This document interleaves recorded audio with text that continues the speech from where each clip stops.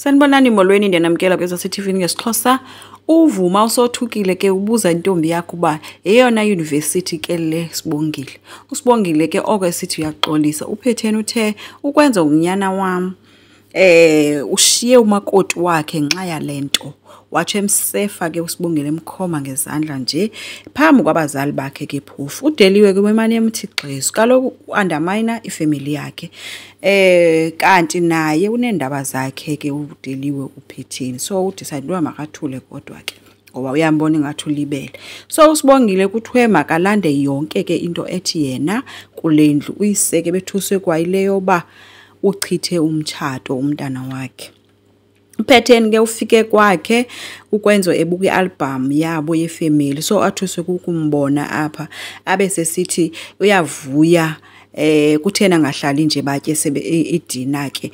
Ukwenza uthe anduzukwazi uSibongile undilindile endlini. uPhetheni nobe semxelela kuba uSibongile akekho ulandiwe kutata wakhe. Othuke leyo ke ukwenza abuza ba into yanini ke leyo. uPhetheni uthe yena ebengeka kwazi athi engumzali abukele umntana womuntu ehlele emanyaleni. Kufike nonjengaye ke besathetha ke ukwenza uvele wabuza kwakunjengaye kuba uyenzeleni lento uyenzileyo. Watsho kunjengaye ba no ayindimi ke kule game what futhi bendizokwazi ukuthi ba ibindimi kodwa kumamakho. Ukwenza utheke hayi undizona ngalondlela tata yoba usothi ngathi uthumela umama yonde awukwenza into zakho zobumdaka. Unjengaye utheke yena bengathanda uba balungise izinto as a family. Ubashiyeme apho ke ukwenza ngoba bengenalo nje ixesha lokuthetha nabo and besothuthwe yilika Sibongile ongekhoyo. uSibongile ukowabo utatakhe ke uthe make kuhlalwe phansi ke kuthethwe ke kwahlalwa ke etafuleni ke wambuza kuba ethi no ucela athethe inyani ngayo yonke into ngubani lo muntu owamfunela umsebenzi eDurban. Indlela bemince ngayo kudeliwe ke zama ungenelele manje efuna ba uSibonga angathethi athi xa ethetha uSibongile athi utatakhe hayi myeke nje wajangasa umntana yeke. Wathi ujangasa edeliwe khawume kancinci masinike uchance lo mntana ndifuna athethe uSibongile. uSibongile uzamile ke ukuchaza uba ngoku wayegula utatakhe kwakungekho mali so wayezama ukunceda. Utatakhe wamthatha ke mbuza ba wena uthunywe ngubani ungubani wena futhi ba ungathi uyoncede mina. Uthi ungahambi yoninceda ke ngoku yokuhlalisana nendoda etshatileyo uSibongile. Zamile ukuchaza kweSibongile ba hayi akakwetshatanga ukwenzo yena nje wayezama ukunceda kuba kukwazi uba kuthengwe imedication yakhe. Utatakhe uthe ulixoki nje umthetho wakho njengangoku. Kudeliwe ke umthentsho uSibongile uba nje azakalinge athethe. Ujangase ke umthathe thatha nalawo phone ke uSibongile ethi nje awuzikwazi uba nefone. So uSibongile indlela bothuke ngayo into bakazi bana phone kazi kwazi thetha nomuntu wakhe.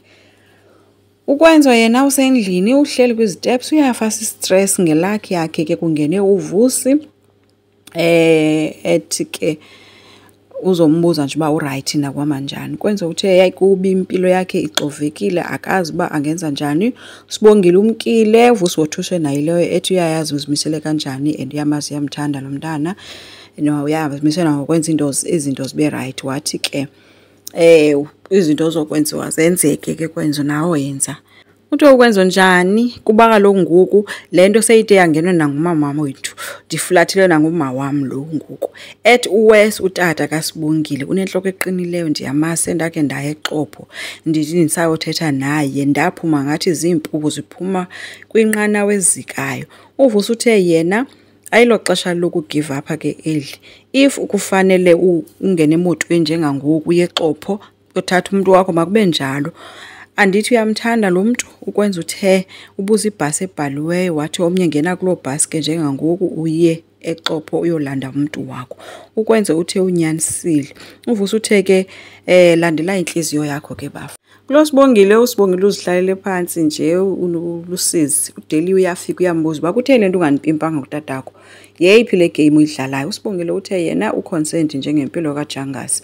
Udeliwe uthe okay wabese goba ke sonke lapha kuye sithi uzukulink eqala wathi qala into ehamba ichitha imitshato yabantu wathi uzukulink. Uthe esathi uzukulink wangena uJangasi ethi Sibongile wena uyosebenza kwaDili ngenxa yobuxoki bakho. Uthanda amakhwenkwe awufuni isikolo uthi mina ndingumuntu ohlonishwayo endaweni eyandaziwa njengomuntu ofundisa umntana e-university. Umntana mukubhetele kunabanye abantwana uyafunda e-university wenza i-interior design kanti wena wenza zonke izinto. So uhamba uyosebenza. uSibongile ke bekhala ke ecela uxolo. Esebhizi ke uSibongile izinto zakwabo yathi inokho eminyango kakhulu agijime ke yovula. Xa evula nguKwenzo ungene selaqaza ke uKwenzo. uSibongile umbuzo ubufunani napha. uKwenzo uthe ndizokubona Sibongile and ke andizukwazi uhamba ningakuthethanga nawe, ndizolungisa nezinto apho. uSibongile uthe ucela ahambe. Kwathi gqe uJangase besaphisa nethi hayibo ufunani apha wena. Wabe bephethe ithaweli ke esandleni, I think ithaweli emanzi. uKwenzo uxolisile ethi uzobona uSibongile and yena uyayithanda intombi yakhe. Wangabe ngajonga uJangase uthe mthandela uba ayokukorobhela itoilets zakho. Andithi watsho ke wagalela embethe buza uba ucinga uba ungubani wena. uKwenzo uthe noba angamenzani akaxoxa ethi uyamthanda uSibongile. Umbethile ke uJangase uKwenzo uthe noba angambulala kahambi pha. Uye wade wabaqaqanjelwa sisandla ke uJangase ize abe uyamyeka uKwenzo.